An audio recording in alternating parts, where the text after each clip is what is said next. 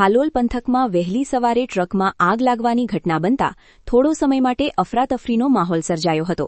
સદભાગ્યે fire વિભાગની તાત્કાલિક કામગીરીના કારણે મોટી દુર્ઘટના ટળી હતી. પ્રાપ્ત માહિતી અનુસાર આજે સવારે હાલોલ ફાયર વિભાગને કંજરી ચોકડી ગોધરા વડોદરા બાયપાસ રોડ ઉપર ચાલતી ટ્રકમાં આગ લાગ્યાની જાણ કરવામાં આવી હતી. જાણ મળતા જ ફાયર ટીમ ઘટના સ્થળે જવા રવાના થઈ હતી અને સ્થળ પર પહોંચી કામગીરી હાથ ધરી હતી.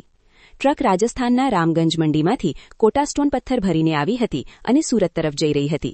ટ્રકના ડ્રાઈવર કારુલાલ ગુજ્જર તથા હેલ્પર ગિરિરાજભાઈ ભીલ ઠાકોર મુસાફરી કરી રહ્યા હતા ત્યારે કંજરી બાયપાસ પાસે અચાનક ચાલુ ટ્રકમાં આગ લાગી હતી. સ્થાનિક વ્યક્તિએ તરત જ ફાયર વિભાગને જાણ કરી હતી. ઘટના સ્થળે પહોંચેલી ફાયર ટીમે વોટર બ્રાઉઝરની મદદથી તાત્કાલિક આગ પર કાબૂ મેળવ્યો હતો. આ કામગીરીમાં ઉત્સવસિંહ રાઠોડ, જયેશભાઈ કોટવાલ, રાજનસિંહ સોલંકી સહિત 4 તાલીમાર્થીઓ જોડાયા હતા. આ ઘટનામાં કોઈ જાનહાનિ નોંધાઈ નથી, જે રાહતની બાબત છે. આગને કારણે ટ્રકને ભારે નુકસાન થયું હોવાનું અનુમાન છે. ફાયર ટીમે આગ સંપૂર્ણપણે કાબૂમાં લઈને ફાયર સ્ટેશને પરત ફરી હતી. સમયસર મળેલી જાણ અને ફાયર વિભાગની ઝડપી કામગીરીને કારણે મોટી દુર્ઘટના ટળી હતી. હાલ આગ લાગવાના કારણ અંગે વધુ તપાસ હાથ ધરવામાં આવી રહી છે.